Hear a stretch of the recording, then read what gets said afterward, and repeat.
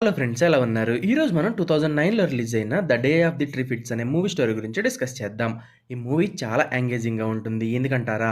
Because ఈ మూవీలో మొక్కలకు ప్రాణం వచ్చి అవి మనుషులపైన అటాక్ చేసి వాళ్ళని చంపేస్తుంటాయి. అలా అవి ప్రపంచం మొత్తం కూడా నాశనం చేసి పడేస్తాయి. ఇంతకీ మనుషులు ఎవరైనా వాటి నుండి తప్పించుకుని వాటిని ఎలా అంతం చేయాలి అనే విషయం గురించి తెలుసుకున్నారా? లేక మొక్కలే మానవజాతి మొత్తాన్ని కూడా అంతం చేసేసాయా? అనే విషయాల గురించి ఇప్పుడు మనం తెలుసుకుందాం రండి. మూవీ స్టార్టింగ్ సీన్‌లో మనకి ఒక సైంటిస్ట్‌ని చూపిస్తారు. అతని పేరు బిల్ మేసన్. మేసన్ ఒక బయోటెక్ ఇంజినీర్. అతనికి ట్రిఫాయిల్ అనే రీసెర్చ్ కంపెనీ కూడా ఉంటుంది. మేసన్ బాగా పొడుగ్గా పెరిగి కార్నివారస్ ప్లాంట్స్ పైన రీసెర్చ్ చేస్తూ ఉంటాడు. ఆ ప్లాంట్స్‌ని వీళ్ళు ట్రిఫిట్స్ అని కూడా పిలుస్తారు. ఈ ప్లాంట్స్‌లో ఆయిల్ ఉంటుంది. ఇది పెట్రోల్ అండ్ డీజిల్‌కి ఆల్టర్‌నేటివ్‌గా కూడా ఉపయోగపడుతుంది. పాస్ట్ 30 ఇయర్స్ నుండి ట్రిఫిట్స్ మనుషులకు బెస్ట్ ఫ్రెండ్స్‌గా ఉంటాయి. గ్లోబల్ వార్మింగ్ తగ్గించడంలో సహాయం కూడా పడతాయి. బట్ ఎవరికీ తెలియని విషయం ఏంటంటే ఈ ట్రిఫిట్స్ ఎప్పటికైనా మనుషులకి డేంజర్ అనే. 30 ఇయర్స్ బ్యాక్ మేసన్ వాళ్ళ అమ్మను కూడా ఒక ట్రిఫిట్ చంపేస్తుంది. ఆమె కూడా ఒక రీసెర్చరే. ఈ ట్రిఫిట్స్ మేసన్ వాళ్ళ మామ్‌ని చంపేసాయి అనే విషయం గురించి మేసన్‌కి కూడా తెలుసు. అంతేకాకుండా ట్రిఫిట్స్‌కి అవసరమైతే అవి మనుషుల్ని తినేస్తాయి. అండ్ వాటి బ్రాంచెస్‌లో ఉండే విషం చాలా డేంజర్. అది మనుషుల్ని కొన్ని సెకండ్స్‌లోనే గుడ్డు వాళ్ళుగా మార్చేస్తుంది. ఈ ప్లాంట్స్‌ని సిటీకి దూరంగా ఉంచి వాటిని పెంచడానికి లైసెన్స్‌ని కూడా తీసుకుంటారు.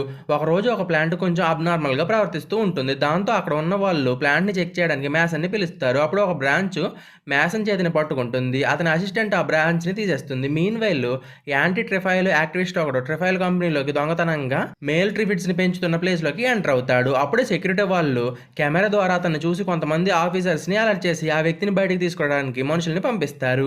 మేసన్ అండ్ అతని కొలీగ్ అయిన లూసీ మేల్ ట్రిఫిట్స్ ఉన్న రూమ్‌లోకి వెళ్లి అక్కడికి వచ్చిన వ్యక్తిని ఆపడానికి ట్రై చేస్తారు. అప్పుడే ఒక ట్రిఫిట్ బ్రాంచ్ మేసన్ పైన అటాక్ చేస్తుంది. కానీ మేసన్ మాత్రం దాని దగ్గర నుండి తప్పించుకుంటాడు. అప్పుడే బ్యాకప్ టీం వచ్చి మేసన్ని కాపాడి అతన్ని బయటికి తీసుకెళ్తుంది. కానీ ట్రిఫిట్ అటాక్‌లో మేసన్‌కి చిన్న గాయం అనేది అవుతుంది. లూసీ మేసన్ని బయటికి తీసుకొచ్చిన వెంటనే అతన్ని లండన్ హాస్పిటల్‌కి తీసుకెళ్తుంది. లండన్‌లో ఉన్న డాక్టర్ మేసన్‌కి ట్రీట్మెంట్‌ని ఇచ్చి అతని కళ్ళకి బ్యాండేజ్‌ని వేసి అతన్ని 24 అవర్స్ రెస్ట్ తీసుకోమని చెప్తాడు. ఇంకో పక్క ప్రపంచం మొత్తం కూడా ఉల్కాపాతం గురించి వెయిట్ చేస్తూ ఉంటుంది. అప్పుడే ఒక రిపోర్టర్, ఆమె పేరు జోయ్ క్లేటన్, ఒక ఆస్ట్రోఫిజిసిస్ట్‌ని ఇంటర్వ్యూ చేస్తూ ఉంటుంది. అతను జోయ్ తోటి నాకు తెలిసి సూర్యుడి నుండి భారీ ఎక్స్‌ప్లోజన్ జరిగి న్యూక్లియర్ ఫైర్ ఏర్పడొచ్చని, ఫైర్ వర్క్స్ ఆకాశం మొత్తం కూడా వ్యాపిస్తాయి అని చెప్తాడు. అలాగే ఫైర్ వర్క్స్ మనుషుల్ని భూమిని ఏమీ చేయవు కాబట్టి ప్రజలందరూ కూడా ఈ రోజు ఉల్కాపాతాలని బాగా ఎంజాయ్ చేయండి అని కూడా అంటాడు.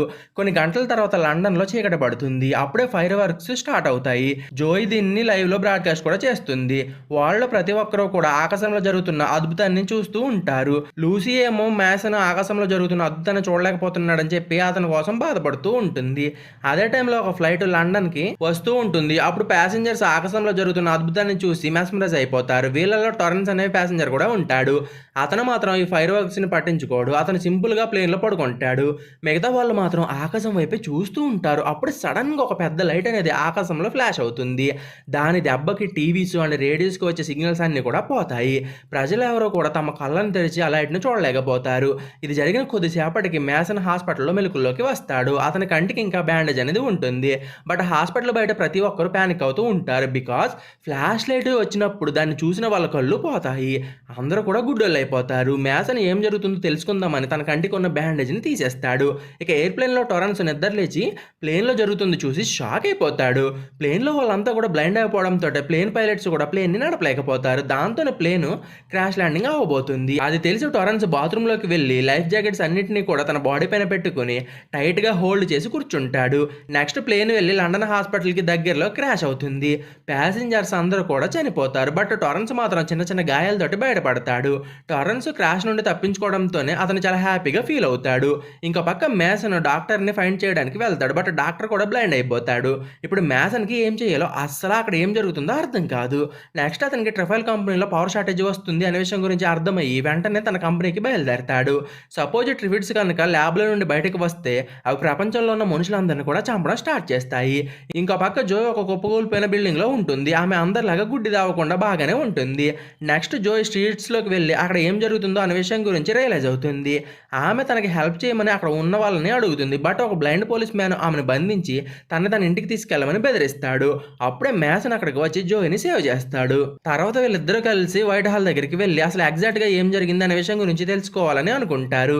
ఇంకో పక్క టొరెన్స్ ఇప్పుడు ఉన్న పరిస్థితిని అడ్వాంటేజ్‌గా తీసుకుని తనకి దొరికిన వాటన్నిటిని కూడా దొంగలిస్తాడు. అతను ఒక పోలీస్ దగ్గర ఉన్న గన్ కూడా తీసుకుని ఒక హోటల్‌లోకి వెళ్తాడు. ఇక ట్రిఫిడ్ ఫామ్‌లో ఉన్న అందరూ లూసీతో సహా తమ కంటి చూపుని పోగొట్టుకుంటారు.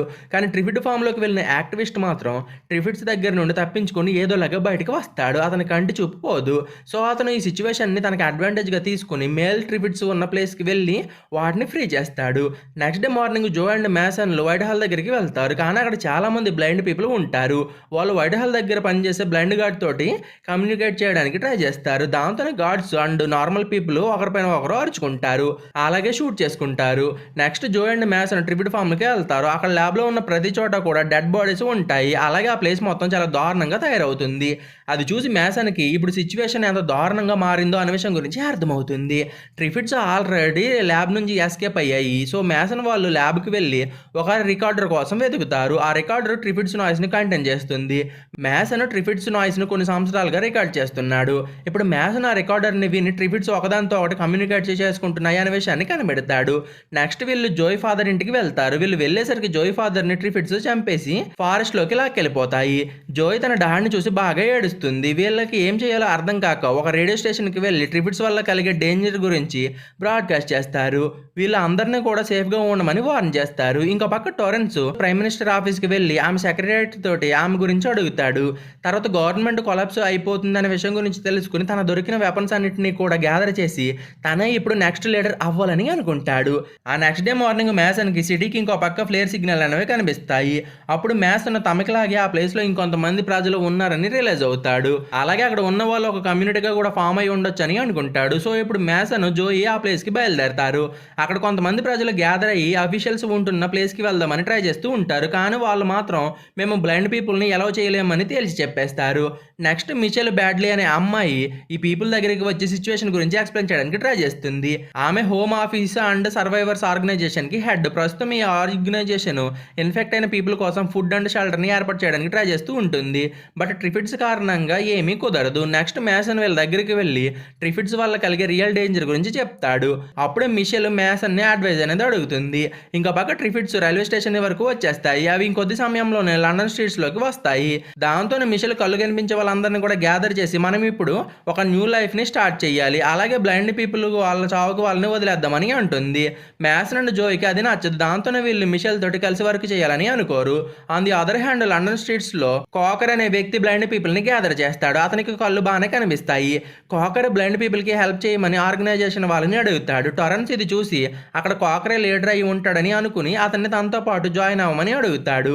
నెక్స్ట్ వీళ్ళు ఒక ప్లాన్ వేస్తారు. వీళ్ళు ఆర్గనైజేషన్ బిల్డింగ్ పైన రైడ్ చేసి కంటి చూపు ఉన్న వాళ్ళని పట్టుకుని బంధించి బలవంతంగా అయినా సరే వాళ్ళు బ్లైండ్ పీపుల్‌కి హెల్ప్ చేసేలాగా చేయాలని అనుకుంటారు.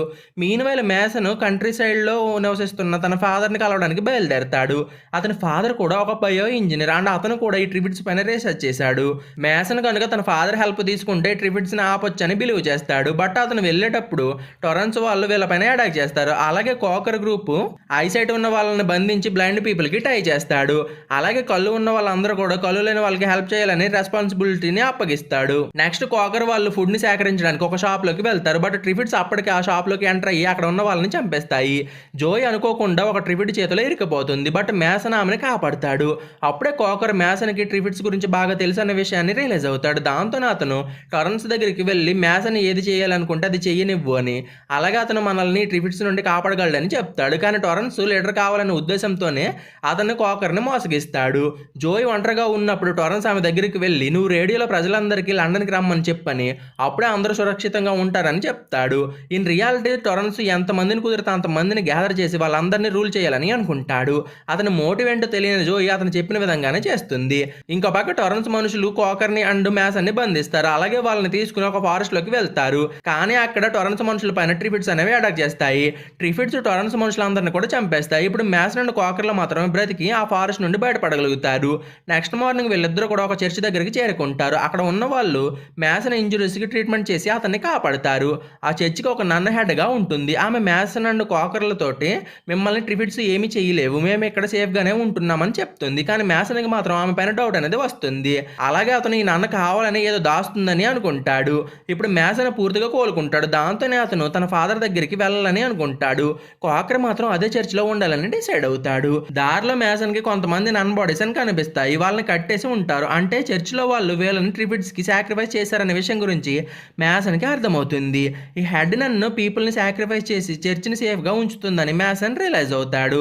దాంతో వెంటనే అతను తిరిగి చర్చి దగ్గరికి వెళ్తాడు. అలాగే అతను హెడ్‌నన్ చేసిన దాని గురించి అక్కడ ఉన్న ప్రజలకి చెప్పేస్తాడు. దాంతో అక్కడ వాళ్ళు హెడ్‌నన్‌ని చర్చిలో నుండి గెంటేస్తారు. అలాగే వాళ్ళు మేసన్‌కి థాంక్స్ కూడా చెప్తారు. నెక్స్ట్ మేసన్ తిరిగి తన ఫాదర్ దగ్గరికి బయలుదేరతాడు. సో అతను కంటిన్యూస్‌గా నడుస్తూనే ఉంటాడు. ఇంకో పక్క జోకి టొరెన్స్ మేసన్ అండ్ కాకల్‌ని ఏదో చేశాడనే విషయం గురించి తెలుస్తుంది. దాంతోనే ఆమె తన నెక్స్ట్ రేడియో బ్రాడ్‌కాస్ట్‌లో లండన్ సేఫ్‌గా లేదని, ఇక్కడ పరిస్థితి చాలా దారుణంగా ఉందని, మీరిప్పుడు ఎక్కడ ఉన్నారో అక్కడే ఉండండి, అదే మీకు సేఫ్ అని ప్రజలందరికి కూడా చెప్తుంది. ఇది విని టొరెన్స్‌కి కోపం వచ్చి జోని చంపడానికి తన మనుషుల్ని పంపిస్తాడు. జో ఒక వ్యక్తి సహాయంతో తప్పించుకుని సిటీలోకి వెళ్ళిపోతుంది. అక్కడ చాలా ట్రిఫిట్స్ ఉంటాయి. టొరెన్స్ మనుషులు ఆమెను కనిపెట్టలేకపోవడంతోనే వాళ్ళు టొరెన్స్ దగ్గరికి వెళ్ళి జో సిటీలోకి వెళ్ళి ప్రాణాలతోటి బయటపడడం చాలా కష్టమని, ఆమె గురించి వెతకడం మానేస్తే మంచిదని అంటారు. నెక్స్ట్ జోని ట్రిఫిట్స్ ఆర్మీ అటాక్ చేస్తుంది. బట్ ఆమె వాడి దగ్గర నుండి తప్పించుకుని సర్వైవ్ అవ్వగలుగుతుంది. ఇప్పుడు జోయి కూడా ఒక కారులో మేసన్ ఫాదర్ దగ్గరికి బయలుదేరుతుంది. మీన్ వైల్ మేసన్ ఒక స్మాల్ విలేజ్ లోకి ఎంటర్ అవుతాడు. అక్కడ అతనికి ఎవరు కూడా కనిపించారు. ఆ ఊర్లో ప్రజలందరూ కూడా ట్రిఫిట్స్ అటాక్ లో చనిపోతారు. కానీ సూజన్ అండ్ మ్యాగ్నా అనే ఇద్దరు అమ్మాయిలు మాత్రం ఇంకా బ్రతికే ఉంటారు. వీళ్ళు మేసన్ ని చూసిన వెంటనే అతని పైన గన్ తోటి అటాక్ చేస్తారు. బట్ మేసన్ మాత్రం వాళ్ళ దగ్గరికి వెళ్ళి తనని తాను ఇంట్రడ్యూస్ చేసుకుని, నేను మిమ్మల్ని ఏమీ చెయ్యను, నేను మా ఫాదర్ ఇంటికి వెళ్ళడానికి ఒక కారు కావాలని వీళ్ళని అడుగుతాడు. ఆ అమ్మాయిలు ఇద్దరు కూడా ఒంటరిగానే నివసిస్తున్నారని, వీళ్ళని చూసుకోవడానికి వీళ్ళకి ఒక పెద్ద వ్యక్తి కావాలని, దాంతోనే వీళ్ళు మేసన్ తో పాటు వెళ్ళాలని అనుకుంటారు. నెక్స్ట్ వీళ్ళు ముగ్గురు కలిసి కారులో మేసన్ ఫాదర్ ఇంటికి వెళ్తారు. కొన్ని గంటల తర్వాత వీళ్ళకి ఒక కార్ అనేది కనిపిస్తుంది. ఆశ్చర్యకరంగా ఆ కారులో మేసన్ ఫాదర్ ఉంటాడు. అతను మేసన్ వాళ్ళని చూసి వాళ్ళని కూడా తనతో పాటు రమ్మని అంటాడు. తర్వాత వీళ్ళంతా కలిసి మేసన్ ఫాదర్ ఇంటికి వెళ్తారు. మేసన్ ఫాదర్ తన ఇంటి చుట్టూ ఫెన్సింగ్ ని ఏర్పాటు చేసుకుంటాడు. మేసన్ వాళ్ళు లోపలికి వెళ్ళగానే మేసన్ షాక్ అయిపోతాడు. ఎందుకంటే ఆ ఇంట్లో జో ఉంటుంది. ఆమెను చూడగానే మేసన్ చాలా హ్యాపీగా ఫీల్ అవుతాడు. కొన్ని నిమిషాల తర్వాత వీళ్ళిద్దరు కూడా ఒకరితో ఒకరు గడుపుతారు. ఇక లండన్ లో ఉన్న టొరెన్స్ ట్రిఫిట్స్ గురించి ఆలోచిస్తూ ఉంటాడు. ఎందుకంటే టొరెన్స్ ట్రిఫిట్స్ ని నిలువరించి తన మనుషుల్ని కాపాడుకోలేడు. మేసన్ ఒక్కడే వాటిని ఆపగలడని టొరెన్స్ కూడా తెలుసు. ఇంకో పక్క మేసన్ ఫాదర్ ఆల్రెడీ ఒక ఫీమేల్ ట్రిఫిట్స్ ని పెంచుతూ ఉంటాడు. అతను ఆ ఫీమేల్ ట్రిఫిట్స్ సహాయంతో మేల్ ట్రిఫిట్స్ ని అంతం చేయాలని అనుకుంటాడు. కానీ వీళ్ళకి ఒక మేల్ ట్రిఫిట్ హెడ్ అనేది కావాల్సి వస్తుంది. సో మేసన్ మేల్ ట్రిఫిట్ హెడ్ ని తీసుకోవడానికి బయలుదేరతాడు. సూసన్ కూడా మేసన్ కి తెలియకుండా అతనితో పాటే వెళ్తుంది. అలా వీళ్ళిద్దరు మేల్ ట్రిఫిట్ కోసం ఒక వేర్ హౌస్ లోకి వెళ్తారు. అక్కడ మేసన్ తన మాము ట్రిఫిట్స్ వాయిస్ ని రికార్డ్ చేసిన రికార్డింగ్ ని ప్లే చేస్తాడు. సో ఇప్పుడు ఒక ట్రిఫిట్ ఆ రికార్డింగ్ విని అట్రాక్ట్ అవుతుంది. అలాగే అది సూజన్ పైన కూడా అటాక్ చేస్తుంది. అది సూజన్ ని లాక్కెళ్ళిపోతుంది. అప్పుడు మేసన్ దానిపైకి దూకి ఒక కాగడాతోటి తన తలపైన కొట్టి చంపేస్తాడు. నెక్స్ట్ దాని హెడ్ ని మేసన్ వాళ్ళు ఇంటికి తీసుకొస్తారు. అక్కడ మేసన్ డాడ్ దానిపైన ఎక్స్పెరిమెంట్ అనేది చేస్తాడు.